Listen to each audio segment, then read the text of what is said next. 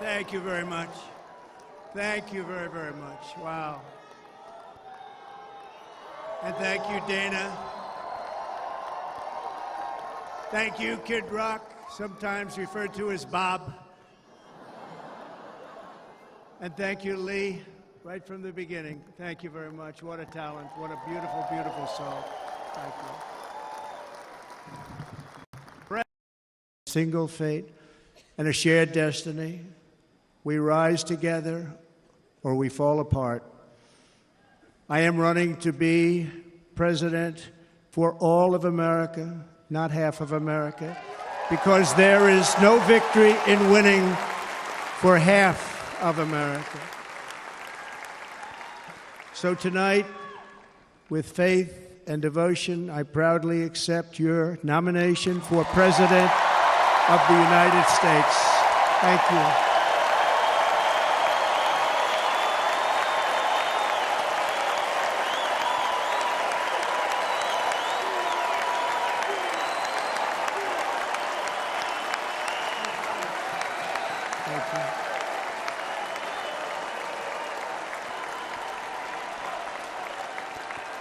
Thank you very much.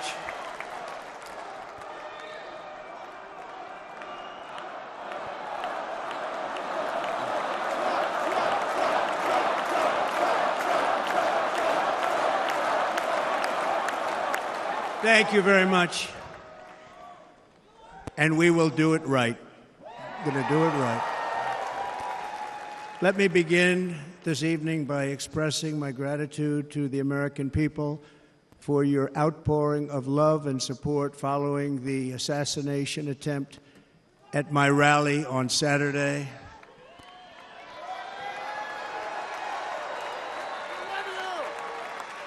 As you already know, the assassin's bullet came within a quarter of an inch of taking my life. So many people have asked me, what happened? Tell us what happened, please. And therefore, I will tell you exactly what happened, and you'll never hear it from me a second time because it's actually too painful to tell. It was a warm, beautiful day in the early evening in Butler Township in the great Commonwealth of Pennsylvania. Music was loudly playing, and the campaign was doing really well. I went to the stage, and the crowd was cheering wildly. Everybody was happy. I began speaking very strongly, powerfully, and happily because I was discussing the great job my administration did on immigration at the southern border. We were very proud of it.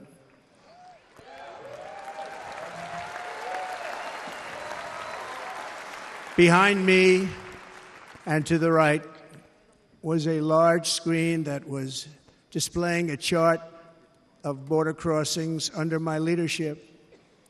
The numbers were absolutely amazing. In order to see the chart, I started to, like this, turn to my right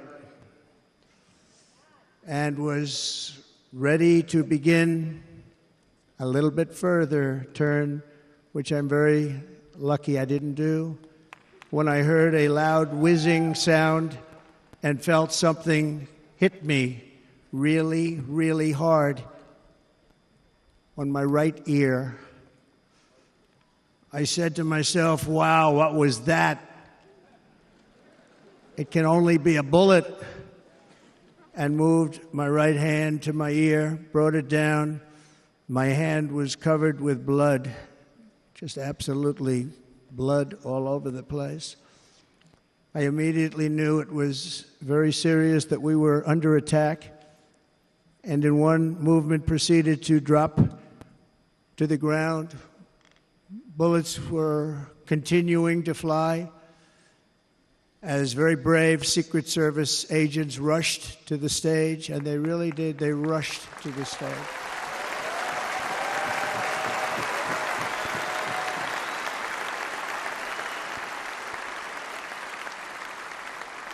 These are great people. at great risk, I will tell you, and pounced on top of me so that I would be protected. There was blood pouring everywhere, and yet, in a certain way, I felt very safe because I had God on my side. I felt that.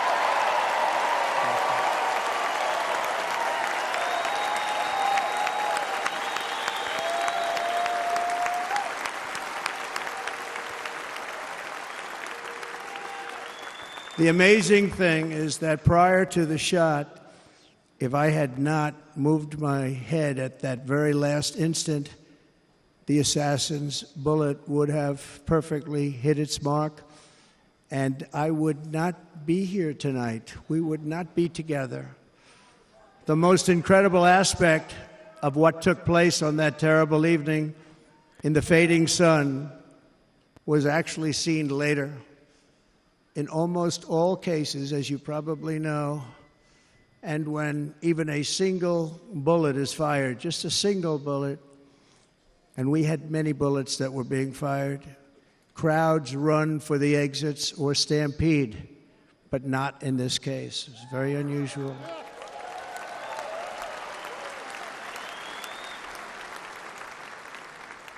This massive crowd of tens of thousands of people stood by and didn't move an inch. In fact, many of them bravely but automatically stood up looking for where the sniper would be. They knew immediately it was a sniper.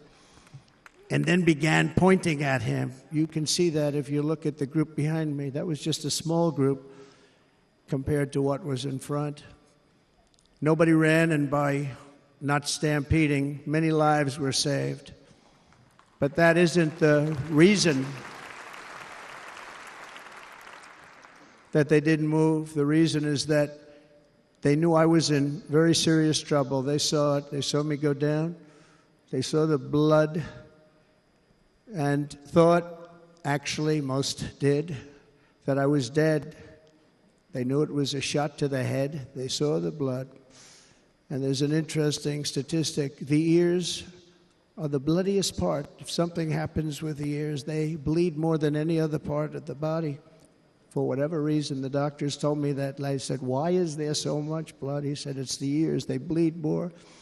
So we learned something, but they just, this beautiful crowd, they didn't want to leave me. They knew I was in trouble. They didn't want to leave me. And you can see that love written all over their faces. Incredible people. They're incredible people.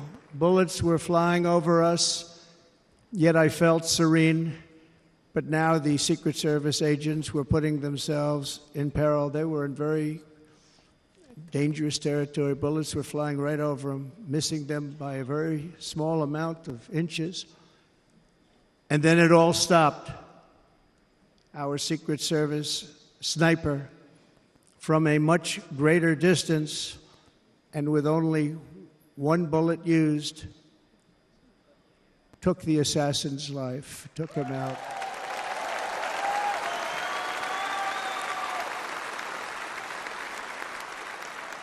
I'm not supposed to be here tonight. Not supposed to be here. No.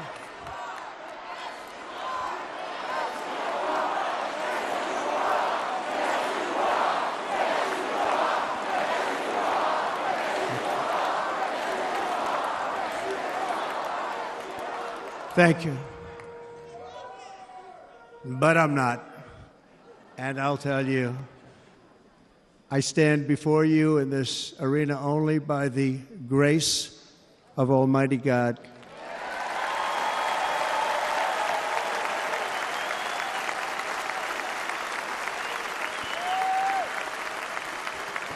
In watching the reports over the last few days, many people say it was a providential moment. Probably was. When I rose, surrounded by Secret Service, the crowd was confused because they thought I was dead, and there was great, great sorrow. I could see that on their faces as I looked out. They didn't know I was looking out. They thought it was over. But I could see it, and I wanted to do something to let them know I was okay. I raised my right arm, looked at the thousands and thousands of people that were breathlessly waiting, and started shouting, "Fight, fight, fight."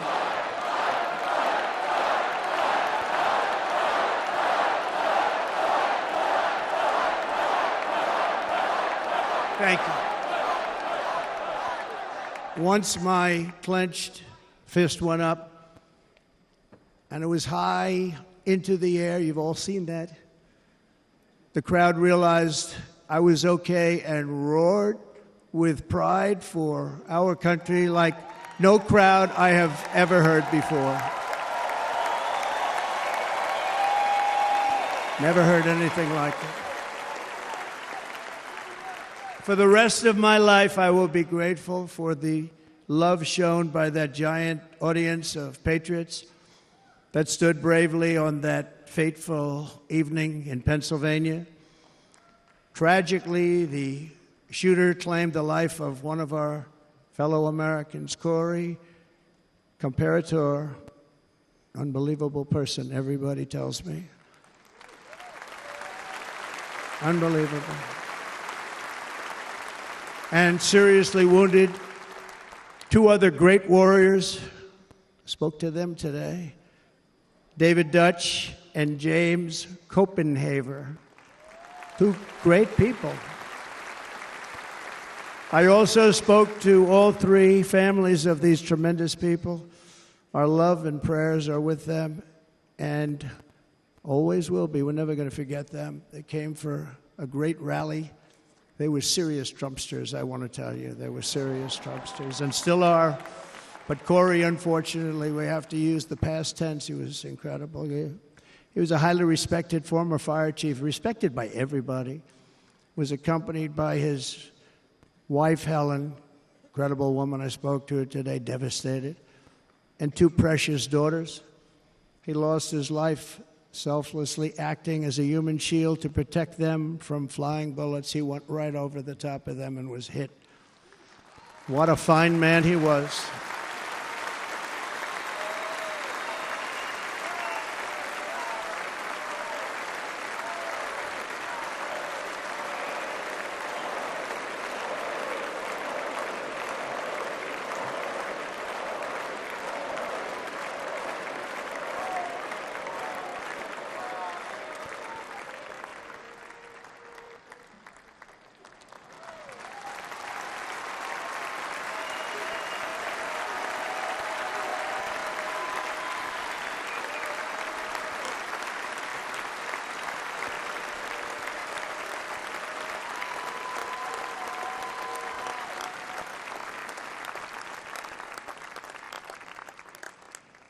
I want to thank the fire department and the family for sending his helmet, his outfit, and it was just something, and they're going to do something very special when they get it. But we did something which cannot match what happened, not even close.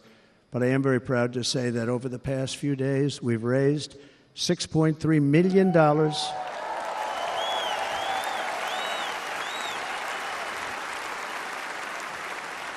for the families of David, James, and Corey, including from a friend of mine just called up. He sent me a check right here. I just got it. $1 million from Dan Newland. Thank you, Dan. And again, when speaking to the family, I told them, I said, well, I'm going to be sending you a lot of money, but it can't compensate. They all said the same thing. You're right, sir. We appreciate so much what you're doing, but nothing can take the place in the case of Corey. And the other two, by the way, they were very, very seriously injured, but now they're doing very well. They're going to be okay. They're going to be doing very well.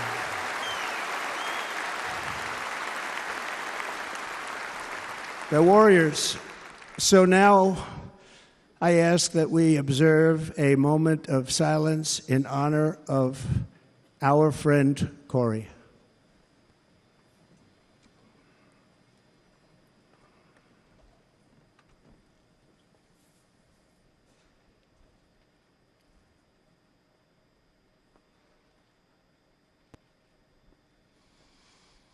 There is no greater love than to lay down one's life for others. This is the spirit that forged America in her darkest hours, and this is the love that will lead America back to the summit of human achievement and greatness. This is what we need. Despite such a heinous attack, we unite this evening more determined than ever. I am more determined than ever, and so are you. So is everybody in this room.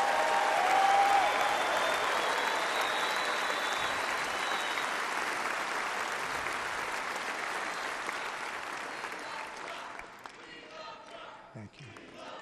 Thank you very much.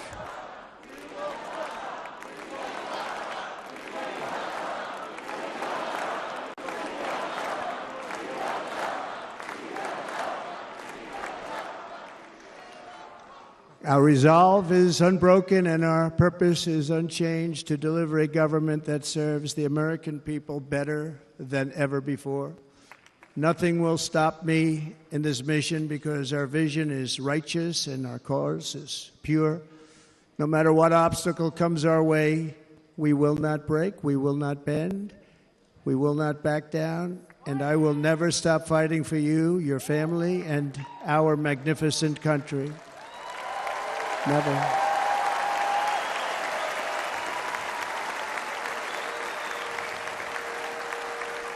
And everything I have to give with all of the energy and fight in my heart and soul, I pledge to our nation tonight. Thank you very much. I pledge that to our nation. We're going to turn our nation around, and we're going to do it very quickly. Thank you.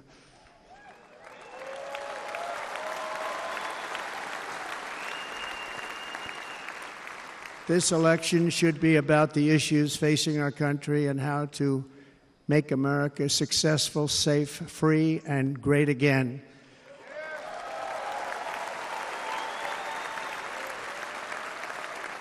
In an age when our politics too often divide us, now is the time to remember that we are all fellow citizens. We are one nation under God, indivisible, with liberty and justice for all.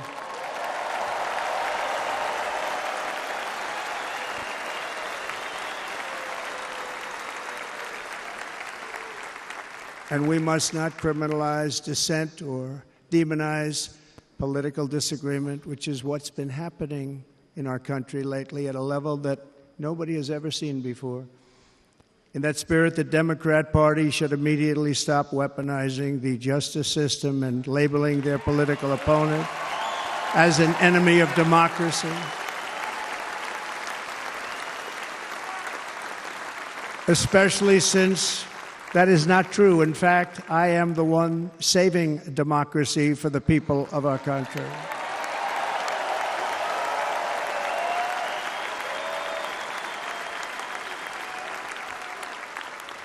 And very big news, as you probably just read, on Monday a major ruling was handed down from a highly respected federal judge in Florida, Eileen Cannon, finding that the prosecutor and the fake documents case against me were totally unconstitutional, and the entire case was thrown out of court. With all of that publicity, thrown out of court. If Democrats want to unify our country, they should drop these partisan witch hunts, which I have been going through for approximately 8 years. And they should do that without delay and allow an election to proceed that is worthy of our people. We're going to win it anyway, but worthy of our people. On this journey, I am deeply honored to be joined by my amazing wife, Melania.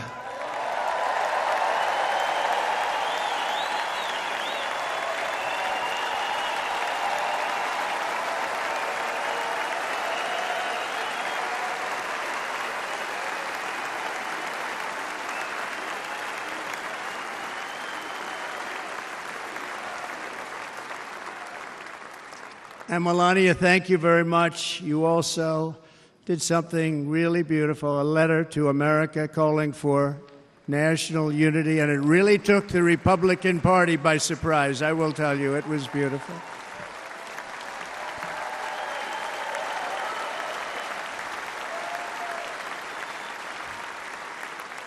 In fact, some very serious people said that we should take that letter and put it as part of the Republican platform. That would be an honor, wouldn't it? Right, Mr. Congressman? But it captivated so many, so I also want to thank my entire family for being here, Don, Kimberly, Ivanka and Jared, Eric and Lara, Tiffany and Michael, Barron. We love our Barron.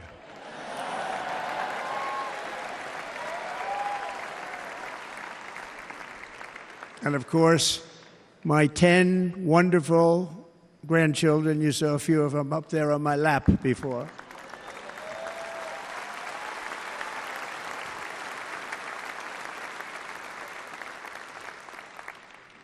And how good was Dana? Was Dana good? I mean, was he good? He was on probably the only vacation he's had in about, maybe ever, because he works, but about 10 years with his wife, very far away. I won't tell you where, but very, very far away, beautiful place. And my people called, and he said, I won't be able to do it. This is many, many years. I promised my wife I can't do it. And they came in, they said, Dana won't be able to do it, because he was my first, second, and third choice. I said, well, that's too bad, but I understand he's away, and it's good. It's good for him. And that was it. About 30 minutes later, she came back in, sir, Dana just called. He's going to do it. And his wife, she said, you can't turn him down. You just can't do it. You have to go. That's a good wife.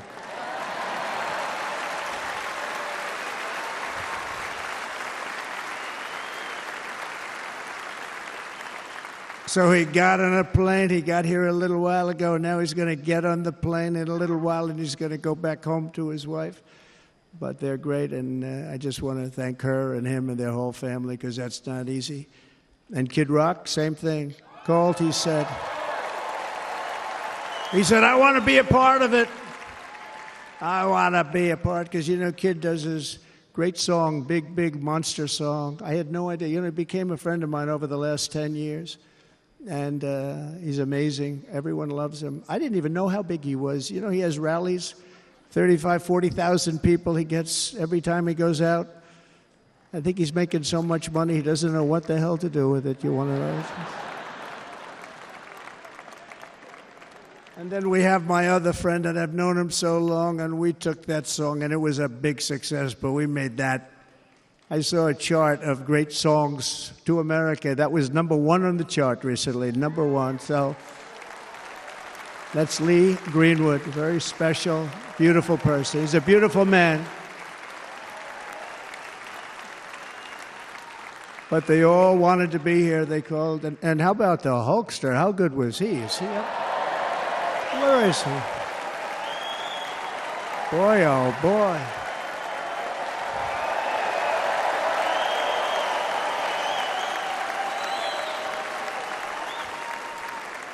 They may call that entertainment. I know about entertainment, but when he used to lift a 350-pound man over his shoulders and then bench press him 2 rows into the audience, I say maybe entertainment, but he is one strong son of a gun. I will tell you, I watched it many times. There aren't a lot of entertainers that can do that, right? You were fantastic. Thank you very much. Followed by Eric. What was that all about? Boy, that was good. I didn't want to really come up here. But he was so great, and he's such a good young man. He went through a lot of trouble, and Don last night was incredible. They went through so much trouble. They got subpoenaed more than any people probably in the history of the United States. Every week they get another subpoena from the Democrats, crazy Nancy Pelosi, the whole thing, just boom, boom, boom. They've got to stop that, because they're destroying our country. We have to work on making America great again, not on beating people and we won. We beat them in all. We beat them on the impeachments. We beat them on indictments. We beat them. But the time that you have to spend, if they would devote that genius to helping our country, we'd have a much stronger and better country.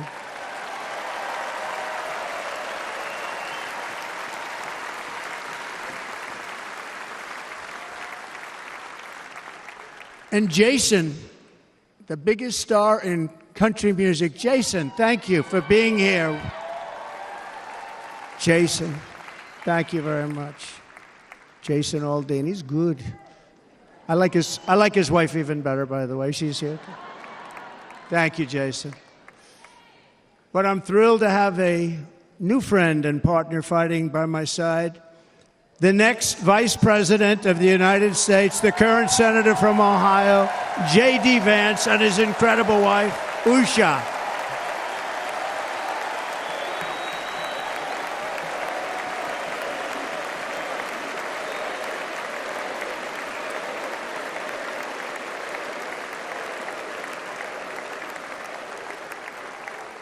He's going to be a great Vice President. He's going to be great. He'll be with this country and with this movement, greatest movement in the history of our country, Make America Great Again. When they criticize it, they say, we're going to try and stop MAGA. I said, MAGA is Make America Great Again. What are you going to stop? There's nothing to stop. Then they say, oh, that's right. It's very tough to fight it. And all of the people that did try and fight it have failed. But he's going to be with us for a long time, and it was an honor to select him. Great student at Yale. His wife was a great student at Yale. They met at Yale. These are two smart people. So, J.D., you're going to be doing this for a long time. Enjoy the ride.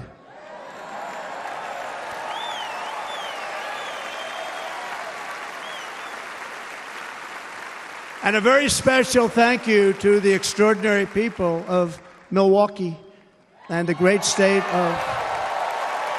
Oh, there they are. There they are. You are so easy to spot. And Green Bay's going to have a good team this year, right? They're going to have a good team. They're going to have a good team. Most of the audience doesn't like it, but it's true. You're going to have a very good team this year. And by the way, Wisconsin, we are spending over $250 million here creating jobs and other economic development all over the place. So I hope you will remember this in November and give us your vote. I am trying to buy your vote. I'll be honest about that.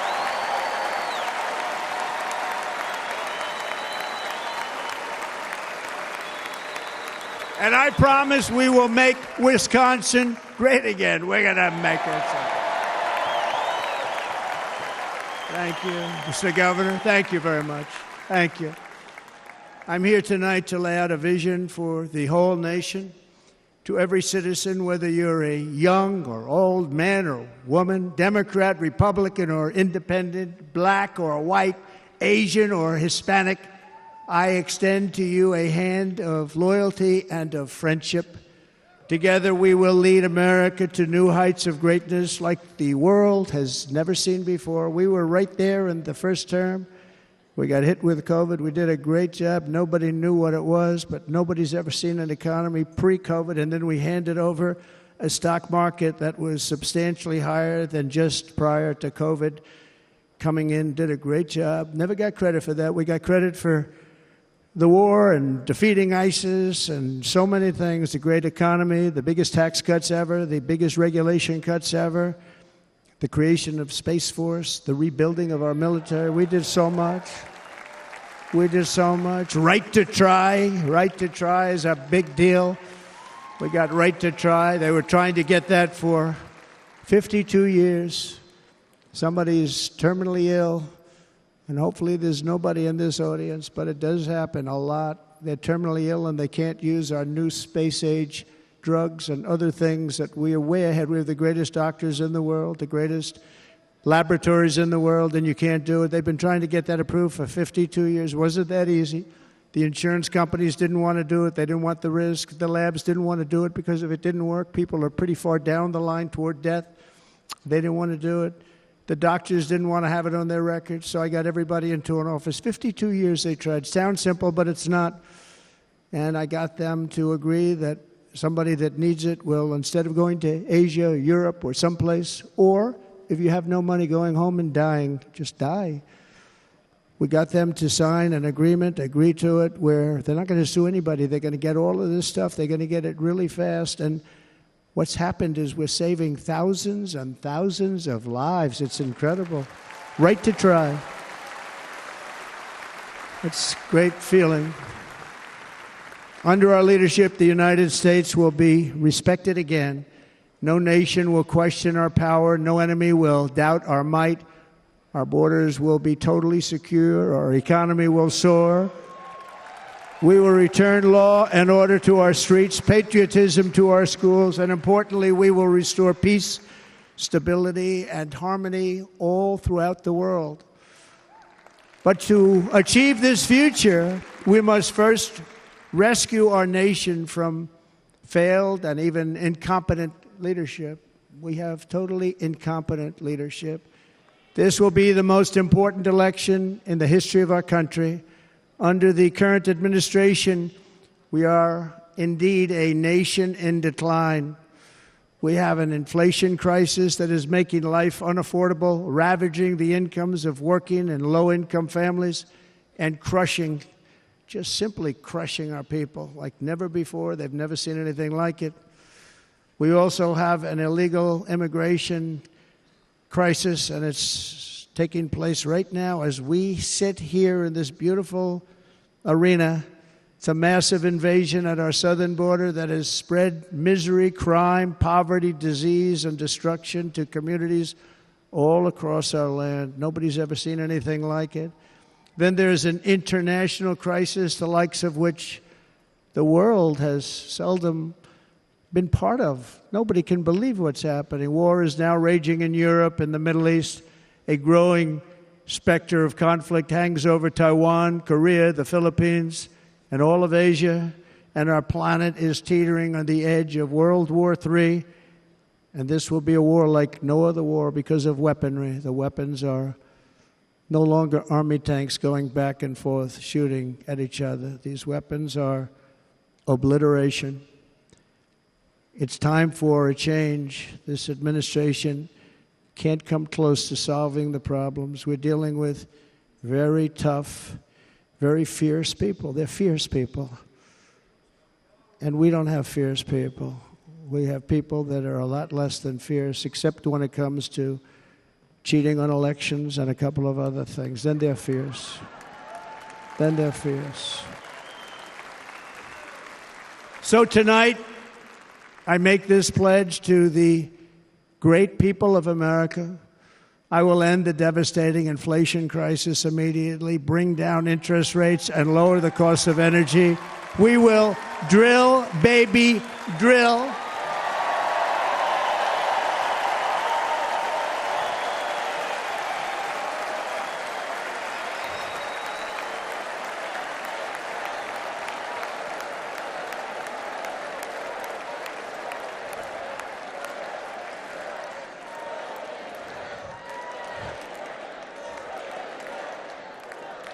Can you believe what they're doing? But by doing that, we will lead a large-scale decline in prices. Prices will start to come down. Energy raised it. They took our energy policies and destroyed them. Then they immediately went back to them, but by that time, so much was lost. But we will do it at levels that nobody's ever seen before, and we'll end lots of different things. We'll start paying off debt and start lowering taxes even further. We gave you the largest tax cut. We'll do it more. You know, people don't realize I brought taxes way down, way down, and yet we took in more revenues the following year than we did when the tax rate was much higher. Most people said, how did you do that? Because it was incentive. Everybody was coming to the country. They were bringing back billions and billions of dollars into our country. The companies made it impossible to bring it back. The tax rate was too high, and the legal complications were far too great. I changed both of them, and hundreds of billions of dollars by Apple and so many other companies were brought back into our nation, and we had an economy the likes of which no nation had ever seen. China, we were beating them at levels that were incredible. And they know it. They know it. We'll do it again, but we'll do it even better. I will end the illegal immigration crisis by closing our border and finishing the wall, most of which I've already built.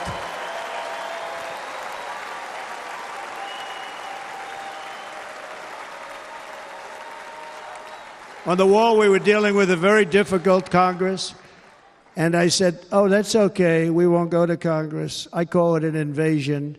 We gave our military almost $800 billion. I said, I'm going to take a little of that money because this is an invasion, and we built, most of the wall is already built, and we built it through using the funds because what's better than that? We have to stop the invasion into our country that's killing hundreds of thousands of people a year. We're not going to let that happen. I will end every single international crisis that the current administration has created, including the horrible war with Russia and Ukraine, which would have never happened if I was president, and the war caused by the attack on Israel, which would have never happened if I was president. Iran was broke. Iran had no money. Now Iran has $250 billion. They made it all over the last 2.5 years. They were broke. I watched the other day on a show called Deface the Nation. Has anyone seen it? And they had a congressman who was a Democrat say, well, whether you like him or not, Iran was broke dealing with Trump. I told China and other countries, if you buy from Iran, we will not let you do any business in this country, and we will put tariffs on every product you do send in of 100% or more. And they said to me, well, I think that's about it. They weren't going to buy any oil. And they were ready to make a deal. Iran was going to make a deal with us. And then we had that horrible, horrible result that we'll never let happen again. The election result, we're never going to let that happen again. They used COVID to cheat. We're never going to let it happen again. And they took off all the sanctions, and they did everything possible for Iran. And now Iran is very close to having a nuclear weapon, which would have never happened. This is a shame what this administration, the damage that this administration has done. And I say it often, if you took the 10 worst presidents in the history of the United States, think of it, the 10 worst, added them up, they will not have done the damage that Biden has done. I'm only going to use the term once. Biden. I'm not going to use the name anymore, just one time. The damage that he's done to this country is unthinkable. It's unthinkable. Together we will restore vision, strength, competence, and we're going to have a thing called common sense making most of our decisions, actually. It's all common sense. Just a few short years ago, under my presidency, we had the most secure border and best economy in the history of our country, in the history of the world. We had the greatest economy in the history of the world. We had never done anything like it. We were beating every country, including China, by leaps and bounds. Nobody had seen anything like it. We had no inflation. Soaring incomes were going. Nobody can believe it. You can't believe what happened 4 years ago is happening now in reverse. And the world was at peace. Inflation has been a killer for our country. No matter what you make it doesn't matter because inflation is eating you alive. People that were putting away money, they were making great wages, the highest they've ever made, but they were putting away a lot of money. Now they are just being destroyed. They're not putting away anything. They're barely living. They're going into savings accounts. They're taking out their money to live because of inflation. Inflation, remember, it's called a country buster. You can go back to Germany from 100 years ago. You can go back to any country that suffered great inflation. We've suffered the worst inflation we've ever had. But go back and see what's happened to those countries. We've had the worst inflation we've ever had under this person. But in less than 4 years, our opponents have turned incredible success into unparalleled tragedy and failure. It's been a tremendous failure. Today, our cities are flooded with illegal aliens. Americans are being squeezed out of the labor force and their jobs are taken. And by the way, you know who's taking the jobs that are created? 107% of those jobs are taken by illegal aliens. And you know who's being hurt the most by millions of people pouring into our country? The black population and the Hispanic population, because they're taking the jobs from our black population, our Hispanic population, and they're also taking them from unions. The unions are suffering because of it. Thank you. Thank you. I like you too. Thank you very much. Inflation has wiped out the life savings of our citizens and forced the middle class into a state of depression and despair. That's what it is. It's despair and depression. We cannot and will not let this continue. Less than 4 years ago, we were a great nation, and we will soon be a great nation again. We're going to be a great nation again.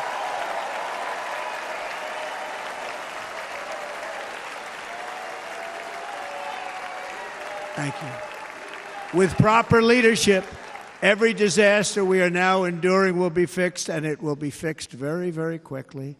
So tonight, whether you've supported me in the past or not, I hope you will support me in the future, because I will bring back the American dream. That's what we're going to do. You don't even hear about the American dream anymore. With great humility, I am asking you to be excited about the future of our country. Be excited. Be excited.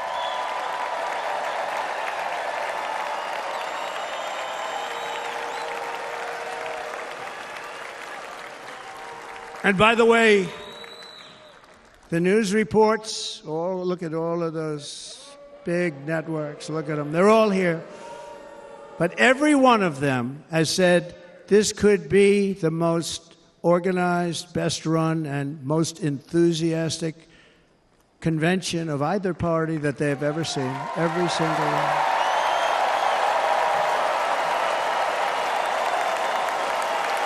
And it's true. It's true. And there's love in the room. There's great love in the room.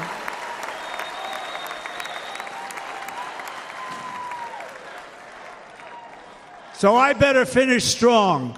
Otherwise, we'll blow it, and we can't let that happen. Now, this was great. All of the great people that spoke, and everybody hit a home run. I mean, there's not one that I can think of where I said, oh, gee, that wasn't great. Every single person. I refuse to be the only one. Don't do that to me. They're already getting ready. See, I gave them an idea. Now, this was a great convention. This was, I think we're actually going to go home and miss it. You know, usually with a first of all, look at these crowds. You'd never have this at a convention. Look at these crowds.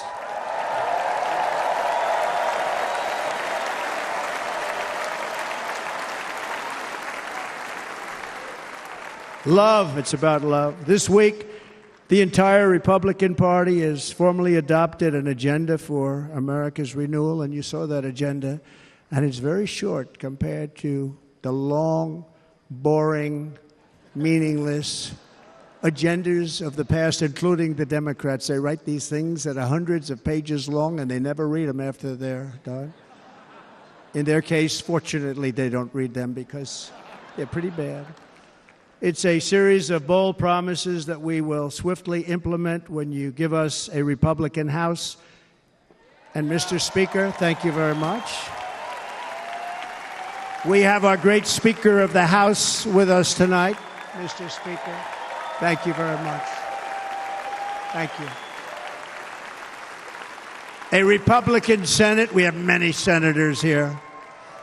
And send me back to our beautiful White House just a few short months from now. We're talking about just months.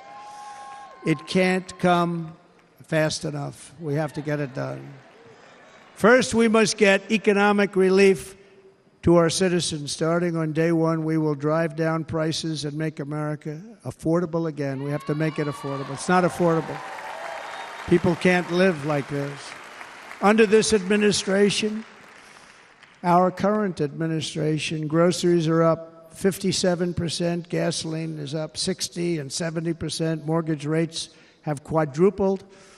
And the fact is, it doesn't matter what they are because you can't get the money anyway. You can't buy houses. Young people can't get any financing to buy a house. The total household costs have increased an average of $28,000 per family under this administration. Republicans have a plan to bring down prices and bring them down very, very rapidly. By slashing energy costs, we will in turn reduce the cost of transportation, manufacturing, and all household goods. So much starts with energy. And remember, we have more liquid gold under our feet than any other country by far. We are a nation that has the opportunity to make an absolute fortune with its energy. We have it, and China doesn't. Under the Trump administration, just 3.5 years ago, we were energy independent. But soon, we will actually be better than that. We will be energy dominant and supply not only ourselves, but we will supply the rest of the world with numbers that nobody has ever seen, and we will reduce our debt, $36 trillion. We will start reducing that, and we will also reduce your taxes still further. Next, and by the way, they want to raise your taxes 4 times, think of it. And all my life I grew up watching politicians. I always loved politics, I guess. I was on the other side. I'd watch and they were always talking about, we will give you a tax cut. We will give you a tax cut. My whole life I was watching, I will give you a tax cut, right, Mr. Congressman? That's all they talked about. This is the only administration that said, we're going to raise your taxes by 4 times what you're paying now, and people are supposed to vote for them? I've never heard it. You're paying too much.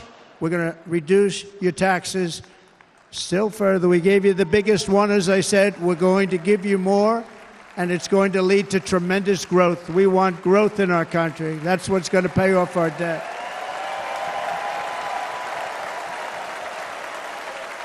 And next, we will end the ridiculous and actually incredible waste of taxpayer dollars that is fueling the inflation crisis. They spent trillions of dollars on things having to do with the Green New Scam. It's a scam. And that's caused tremendous inflationary pressures in addition to the cost of energy. And all of the trillions of dollars that are sitting there not yet spent, we will redirect that money for important projects like roads, bridges, dams, and we will not allow it to be spent on meaningless Green New Scam ideas.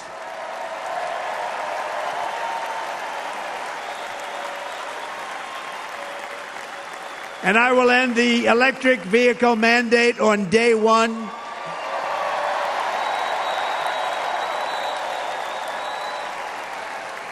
Thereby saving the U.S. auto industry from complete obliteration, which is happening right now, and saving U.S. customers thousands and thousands of dollars per car. And right now, as we speak, large factories just started are being built across the border in Mexico. So with all the other things happening on our border, and they're being built by China to make cars and to sell them into our country. No tax, no anything. The United Auto Workers ought to be ashamed for allowing this to happen. And the leader of the United Auto Workers should be fired immediately. And every single auto worker, union and non-union, should be voting for Donald Trump, because we're going to bring back car manufacturing, and we're going to bring it back fast.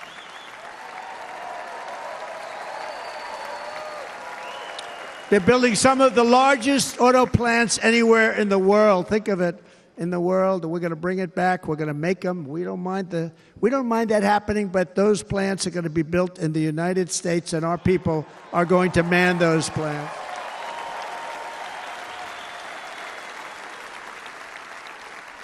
And if they don't agree with us, we'll put a tariff of approximately 100 to 200% on each car, and they will be unsellable in the United States. We have long been taken advantage of by other countries. And think of it, oftentimes these other countries are considered so-called allies. They've taken advantage of us for years. We lose jobs, we lose revenue, and they gain everything and wipe out our businesses, wipe out our people. I stopped it for 4 years. I stopped it, and we're really ready to make changes like nobody had seen before. And remember, USMCA, I got rid of NAFTA, the worst trade deal ever made, and replaced it with USMCA, which is, they say, the best trade deal ever made. Actually, probably the best trade deal was the deal I made with China, where they buy $50 billion worth of our product. They were buying nothing. They buy $50 billion worth. They had to. But I don't even talk about it because of COVID. I don't even mention it, frankly, because of what happened with the China virus.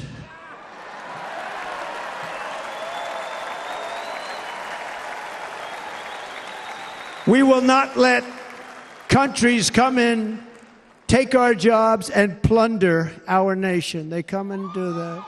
They plunder our nation. The way they will sell their product in America is to build it in America. Very simple. Build it in America and only in America.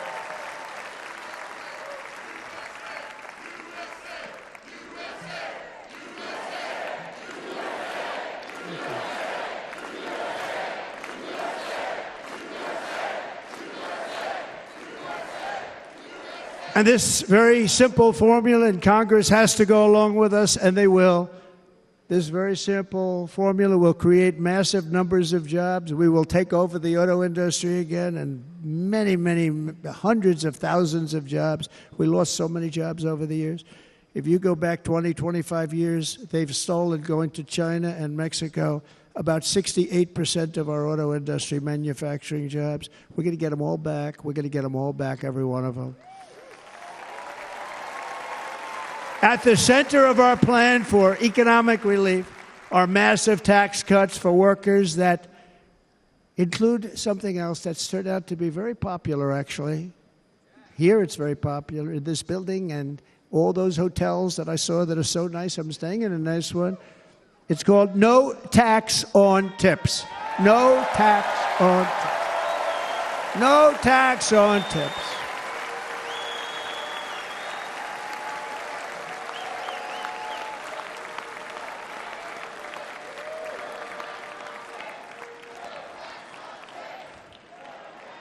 I got that by having dinner recently in Nevada, where we're leading by about 14 points. Hello.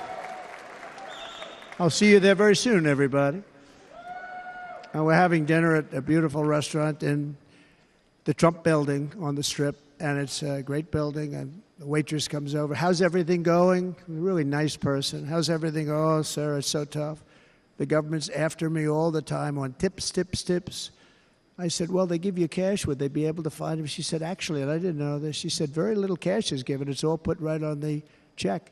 And they come in and they take so much of our money, it's just ridiculous, and they don't believe anything we say. And they've just hired, as you know, 88,000 agents to go after them even more. And I said, this shows the level of my, most people go out, they hire consultants, they pay them millions of dollars. But I said to her, let me just ask you a question. Would you be happy if you had no tax on tips? She said, what a great idea. I got my information from a very smart waitress. That's better than spending millions of dollars. And everybody loves it. Waitresses and caddies and drivers and everybody's a large group of people that are being really hurt badly. They make money, let them keep their money. I'm going to protect Social Security and Medicare. Democrats are going to destroy Social Security and Medicare because all of these people, by the millions they're coming in, they're going to be on Social Security and Medicare and other things, and you're not able to afford it. They are destroying your Social Security and your Medicare. Under my plan, incomes will skyrocket, inflation will vanish completely, jobs will come roaring back, and the middle class will prosper like never, ever before, and we're going to do it very rapidly.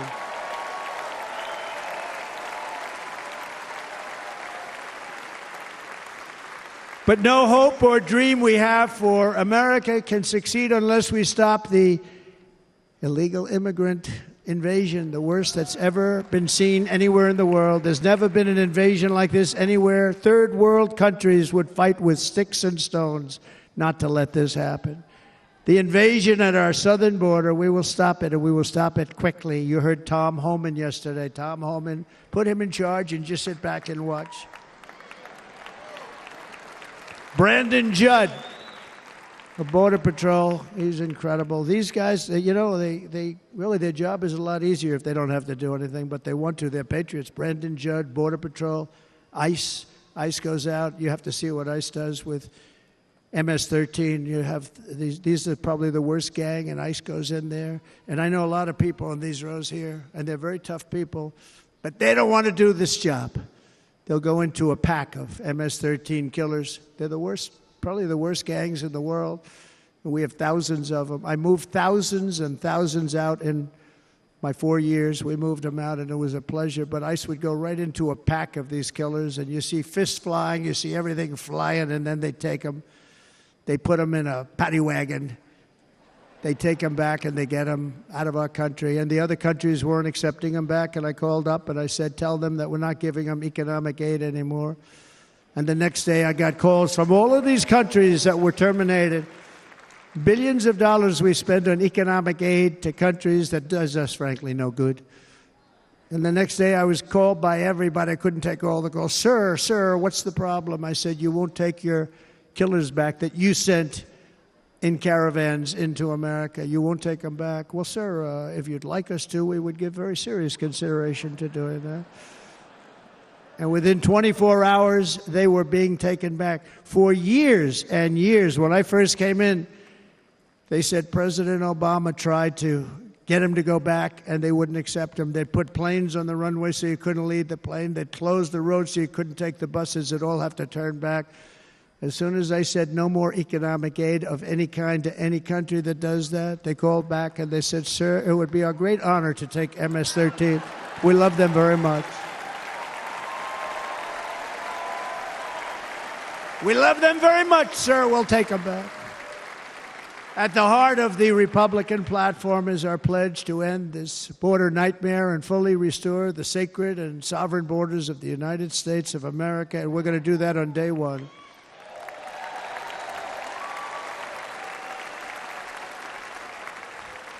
That means two things on day one, right? Drill, baby, drill, and close our borders.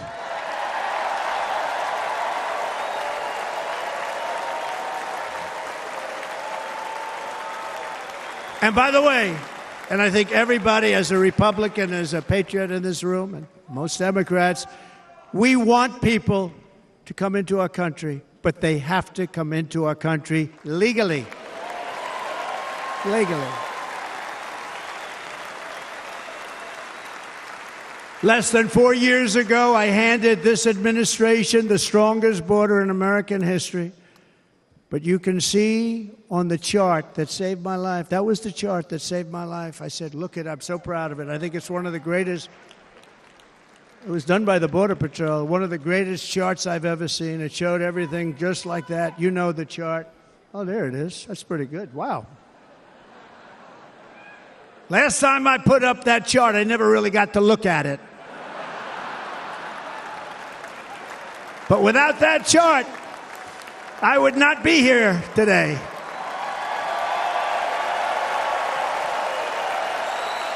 Never got to look at it.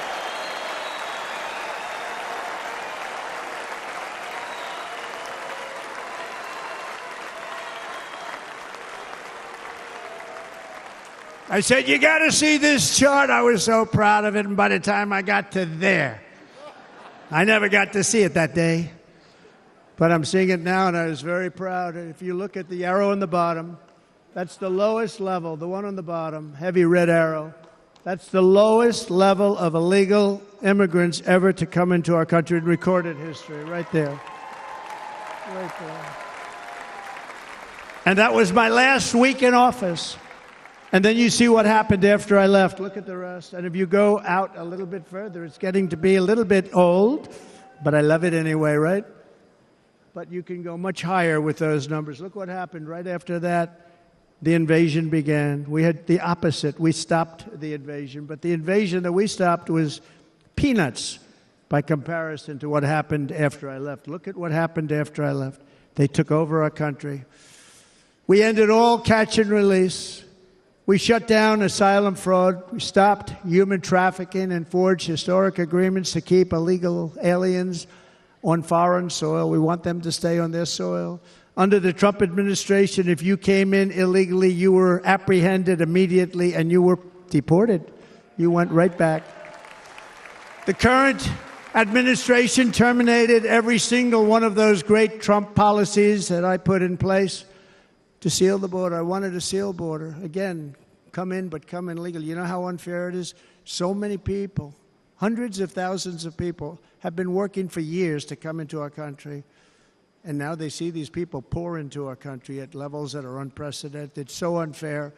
And we're not going to do it. We're not going to stand for it. They suspended wall construction, ended remain in Mexico. We had a policy, remain in Mexico. You think that was easy to get from the Mexican government? But I said, you must give it to us. If you don't give it to us, there will be repercussions. And they gave it to us. But not easy. Canceled our Safe Third agreements. Demolished Title 42, implemented nationwide catch and release. That's catch and release, where we catch them and release them into our country. We catch them and release them into Mexico. There's a slight difference. And took 93, this is the previous administration, 93 executive actions to throw open our border to the world. The entire world is pouring into our country because of this very foolish administration. The greatest invasion in history is taking place right here in our country. They are coming in from every corner of the earth, not just from South America, but from Africa, Asia, the Middle East. They're coming from everywhere. They're coming at levels that we've never seen before. It is an invasion indeed, and this administration does absolutely nothing to stop them. They're coming from prisons. They're coming from jails. They're coming from mental institutions and insane asylums. You know, the press is always on me because I say this. Has anyone seen Silence of the Lambs? The late, great Hannibal Lecter. He'd love to have you for dinner. That's insane asylums. They're emptying out their insane asylums. And terrorists are coming in at numbers that we've never seen before. Bad things are going to happen. Meanwhile, our crime rate is going up while crime statistics all over the world are going down because they're taking their criminals and they're putting them into our country. A certain country, and I happen to like the president of that country very much, but he's been getting great publicity because he's a wonderful shepherd of the country. He says how well the country's doing because their crime rate is down. And he said he's training all of these rough people. They're rough. He's training them. And I've been reading about this for 2 years. I think, oh, that's wonderful. Let's take a look at it. But then I realized he's not training them. He's sending all of his criminals, his drug dealers, his people that are in jails, he's sending them all to the United States. And he's different in that he doesn't say that. He's trying to convince everybody what a wonderful job he does in running the country. Well, he doesn't do a wonderful job. And by the way, if I ran one of the countries, many countries from all over, I would be worse than any of them. I would have had the place totally emptied out already.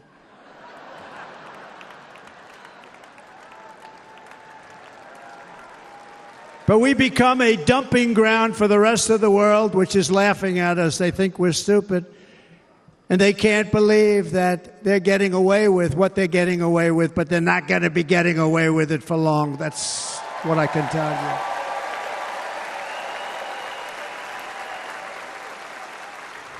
you. In Venezuela, Caracas, high crime.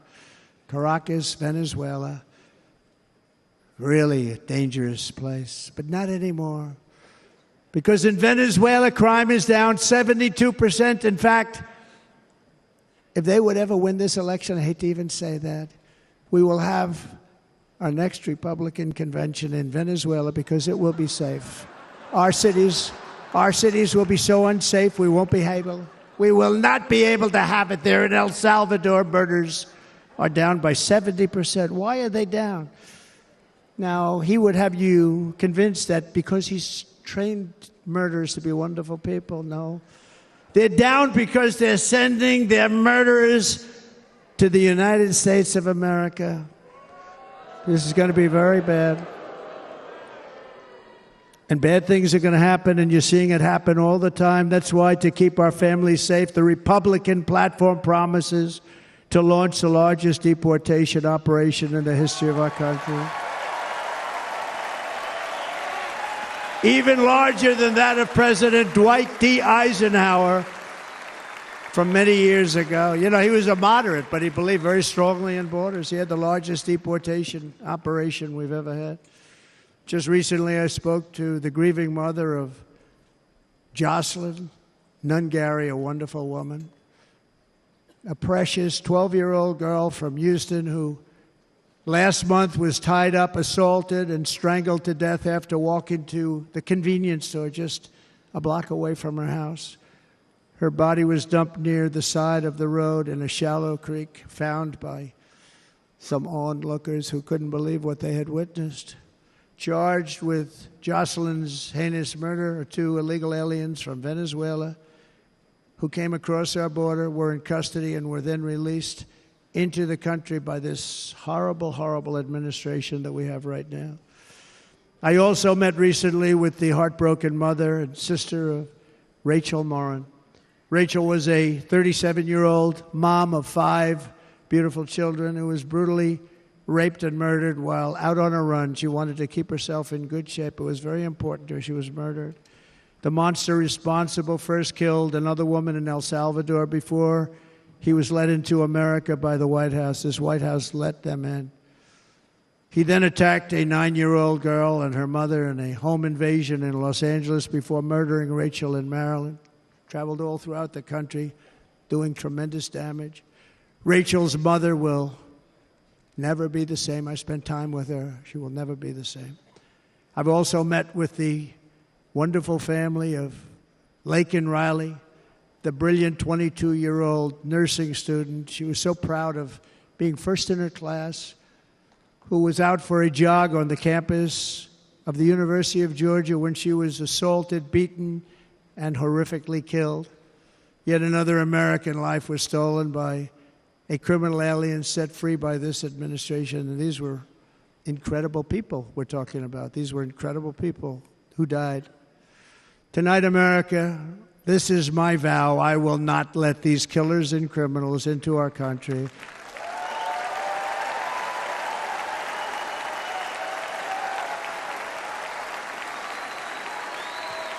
I will keep our sons and daughters safe. As we bring security to our streets, we will help bring stability to the world. I was the first president in modern times to start no new wars. You know, we were the toughest, we were the most respected. And you saw this. Hungry, strong country, run by a very powerful, tough leader. He's a tough guy. Press doesn't like him because he's tough. And he came out recently. They were asking him at an interview, the whole world is exploding. What's happening? What's going on? Viktor Orban, Prime Minister of Hungary, very tough man. He said, I don't want people coming into my country and blowing up our shopping centers and killing people. But they said to him, tell us what's going wrong, what's happening, what is it? He said, there's only one way you're going to solve it. You got to bring President Trump back to the United States because he kept everybody at bay. True. He used a word I wouldn't use because I can't use that word, because you'd say it was braggadocious. The press would say he was a braggart. I'm not a braggart. But Viktor Orban said it. He said Russia was afraid of him. China was afraid of him. Everybody was afraid of him. Nothing was going to happen. The whole world was at peace. And now the world is blowing up around us. All of these things that you read about were not going to happen. Under President Bush, Russia invaded Georgia. Under President Obama, Russia took Crimea. Under the current administration, Russia is after all of Ukraine. Under President Trump, Russia took nothing.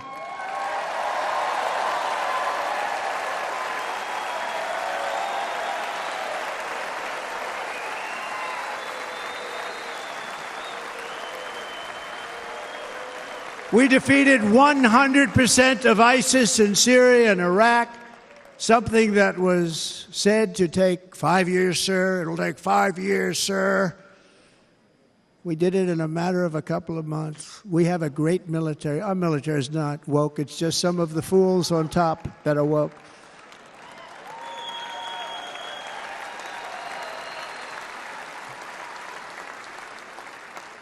I got along very well. North Korea, Kim Jong-un, I got along very well with him. The press hated when I said that. How could you get along with him? Well, you know, it's nice to get along with somebody who has a lot of nuclear weapons or otherwise, isn't it?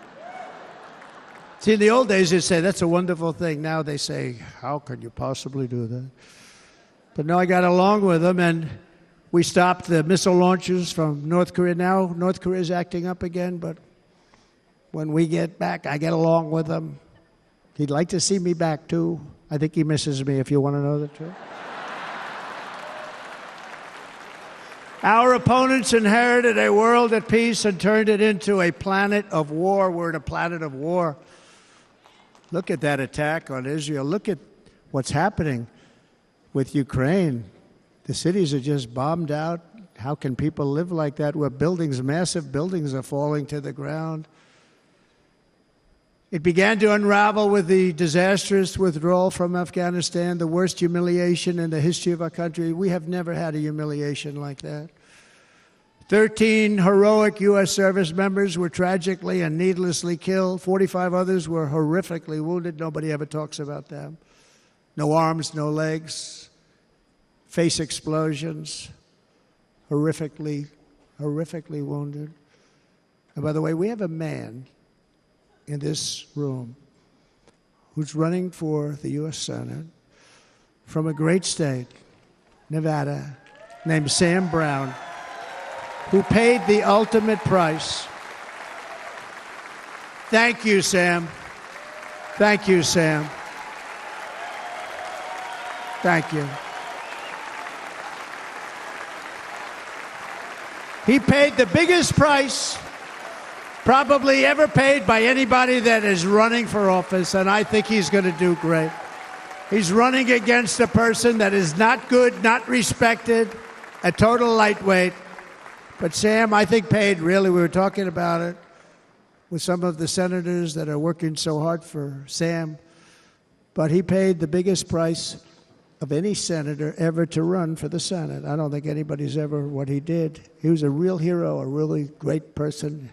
And he's running, and I hope that everybody gets out and votes for Sam Brown.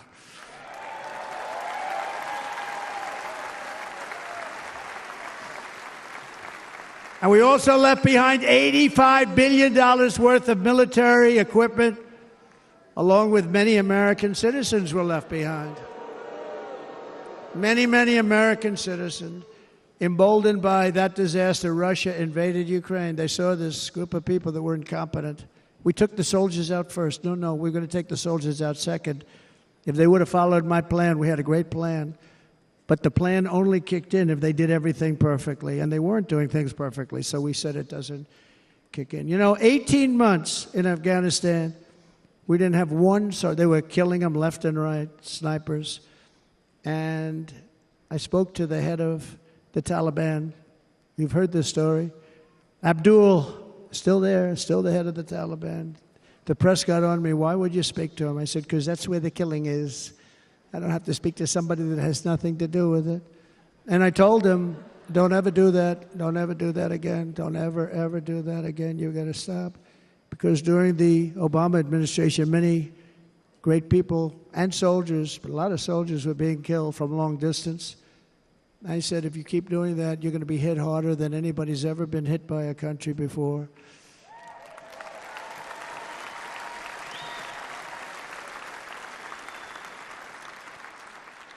And he said, "I understand, Your Excellency." He called me Your Excellency. I wonder if he calls the other guy Your Excellency. I doubt it. The other guy gave him everything. I mean, what kind of a deal was that? He walked out, gave him everything. Do you know that right now Afghanistan is one of the largest sellers of weapons in the world? They're selling the brand new, beautiful weapons that we gave them. But think of it. He actually said to me, but why do you show me a picture of my home? I said, you'll have to ask your people or one of your wives. But he could figure it out. And for 18 months, we had not one attack on an American soldier by the Taliban. 18 months.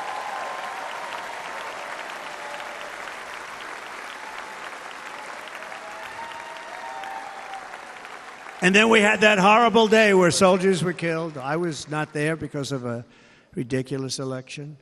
But we had that horrible attack.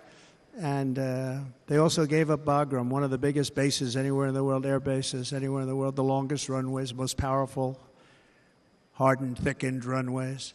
We gave it up. And I liked it not because of Afghanistan. I liked it because of China. It's 1 hour away from where China makes their nuclear weapons. And you know who has it now? China has it now. We were keeping that. And now China is likewise circling Taiwan, and Russian warships and nuclear submarines are operating 60 miles off the coast in Cuba. Do you know that? No, the press refuses to write about it. If that were me running this country and we had nuclear submarines in Cuba, I will tell you that headlines every day would be, what's wrong with our president? You don't even hear this. You're not hearing about this. Russia has nuclear submarines and warships 60 miles away, Mr. Congressman, from Miami, by the way, happens to be here. Correct? In Cuba. And that would not be stood for if it were somebody else. They don't want to mention it, but now maybe they will. And the entire world, I tell you this, we want our hostages back, and they better be back before I assume office, or you will be paying a very big price.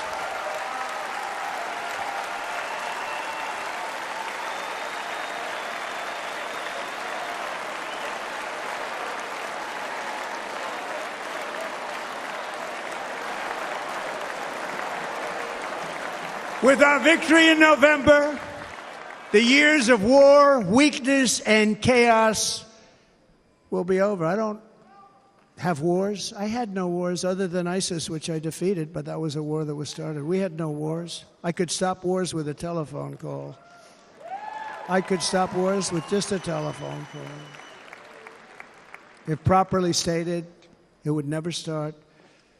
We will replenish our military and build an Iron Dome missile defense system to ensure that no enemy can strike our homeland. And this great Iron Dome will be built entirely in the USA. We're going to build it in the USA. And Wisconsin, just like I gave you that massive ship contract, and you're doing a very nice job, Governor, right?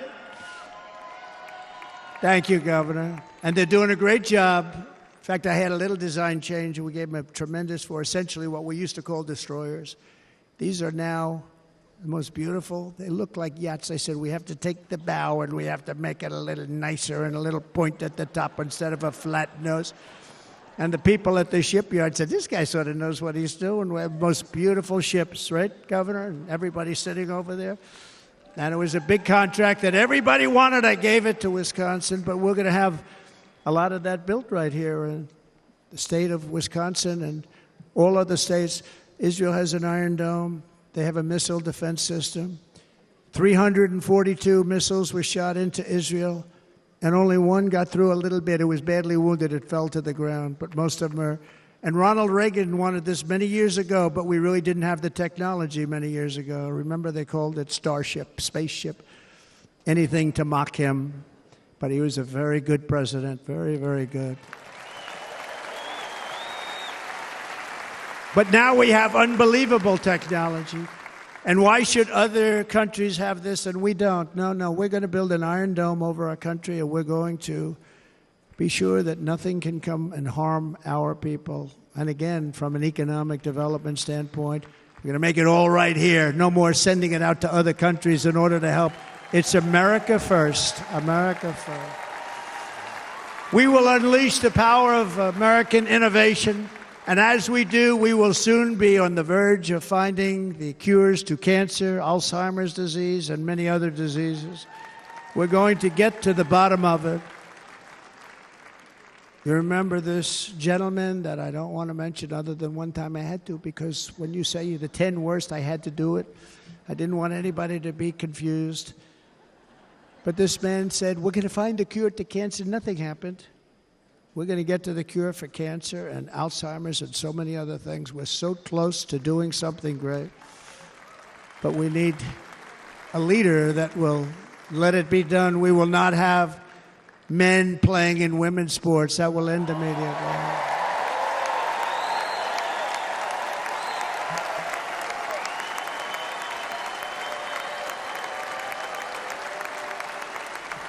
And we will restore and renovate our nation's once great cities, making them safe, clean, and beautiful again. And that includes our nation's capital, which is a horrible killing field. So many things. They leave from Wisconsin, they go to look at the Washington Monument, they end up getting stabbed, killed, or shot. We will be very soon very proud of our capital, again, Washington, D.C.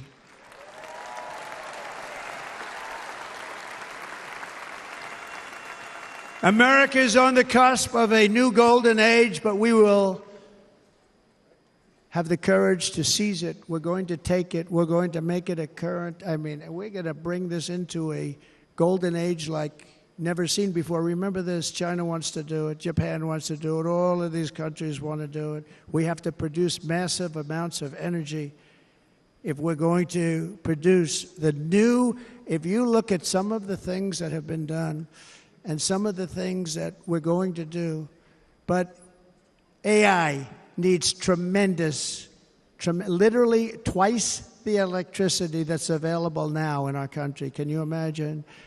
But instead, we're spending places where they recharge electric cars. They built 8 chargers at a certain location toward the Midwest. 8 chargers for $9 billion. Think of them as a tank for filling up your gas. Think of it. They spent $9 billion on 8 chargers, 3 of which didn't work. And if you were going to do this all over our country, this crazy electric mandate, if you're going to do this all, and by the way, I'm all for electric. They have their application. But if somebody wants to buy a gas-powered car, gasoline-powered car, or a hybrid, they're going to be able to do it. And we're going to make that change on day 1.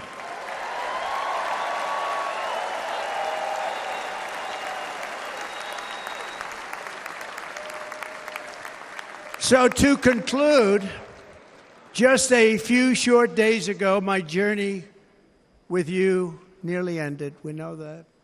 And yet, here we are tonight, all gathered together, talking about the future, promise, and a total renewal of a thing we love very much. It's called America. We live in a world of miracles. None of us knows God's plan or where life's adventure will take us. I want to thank Franklin Graham for being here tonight. He's an outstanding man. He wrote me a note recently. I have a lot of respect for him. Sir, I love your storytelling. I think it's great in front of these big rallies. But, sir, please do me one favor. It won't make any difference. Please don't use any foul language. I was a little embarrassed. He said, it won't make any difference. Actually, it does. The story's not quite as good, but I've been very good. The story is not quite as good, to be honest. I've got to have a little talk with Franklin, but he was great. He's a great gentleman. His father was so incredible, Billy Graham. My father used to love taking me to see Billy Graham. My father would take me to see Billy Graham at Yankee Stadium. He had the biggest rallies you've ever seen. He was a good rally guy, too. But he'd get up, and he was a fantastic guy. My father loved Billy Graham. But I love Franklin Graham. I think Franklin's been fantastic, and I'm working so hard to adhere to his note to me. I'm working hard on it, Franklin. But if the events of last Saturday make anything clear, it is that every single moment we have on earth is a gift from God.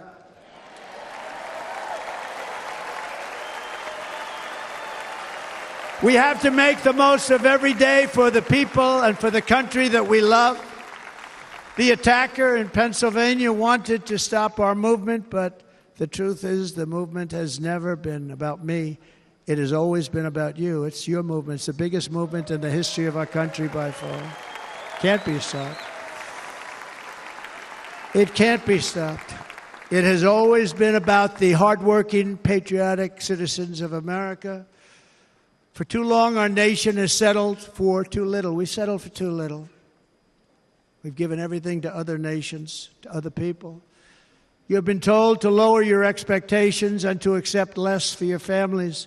I am here tonight with the opposite message. Your expectations are not big enough. They're not big enough.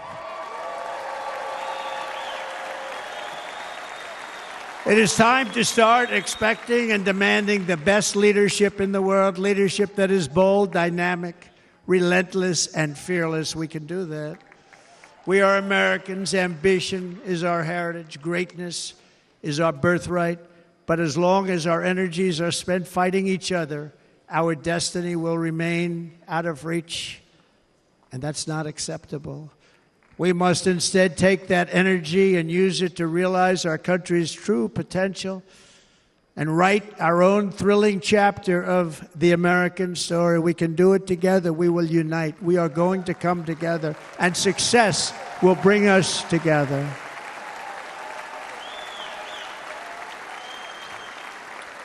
It is a story of love, sacrifice, and so many other things.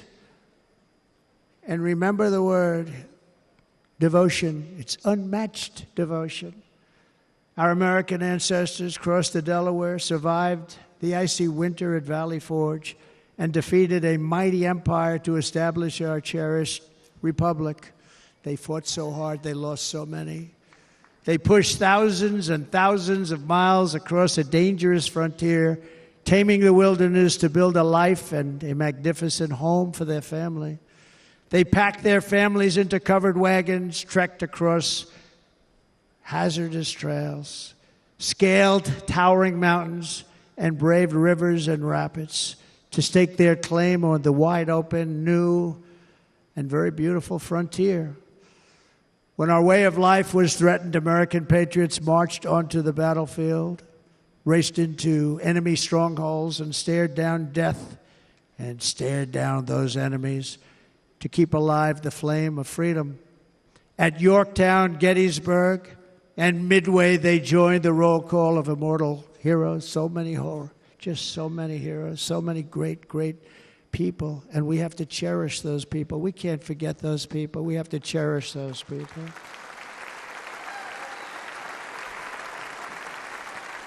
And building monuments to those great people is a good thing, not a bad thing. They saved our country. No challenge was too much. No hardship was too great. No enemy was too fierce. Together, these patriots soldiered on and endured, and they prevailed because they had faith in each other, faith in their country, and above all, they had faith in their God.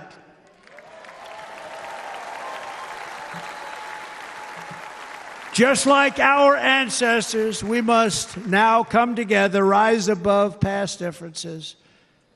Any disagreements have to be put aside and go forward, united as one people, one nation, pledging allegiance to one great, beautiful, I think it's so beautiful, American flag. Tonight I ask for your partnership, for your support, and I am humbly asking for your vote. I want your vote. It's going to make our country great again.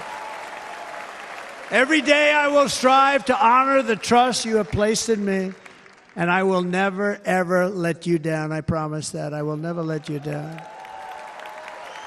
To all of the forgotten men and women who have been neglected, abandoned, and left behind, you will be forgotten no longer. We will press forward, and together we will win, win, win.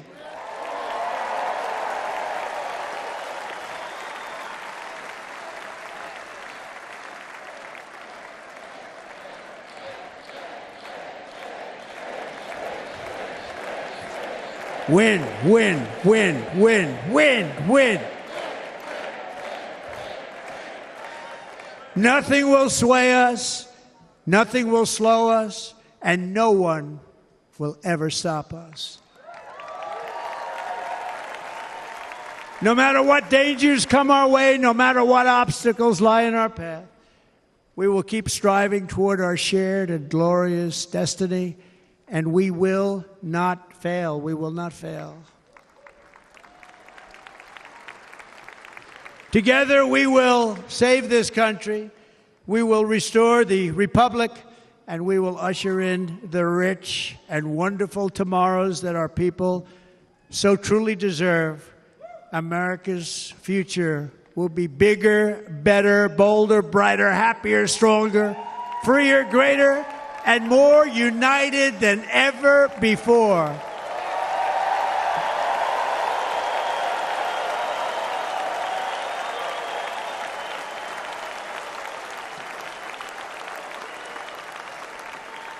And quite simply put, we will very quickly make America great again. Thank you very much. Thank you very much, Wisconsin. God bless you. God bless you, Wisconsin, and God bless the United States of America, our great country. Thank you very much, everybody. Thank you.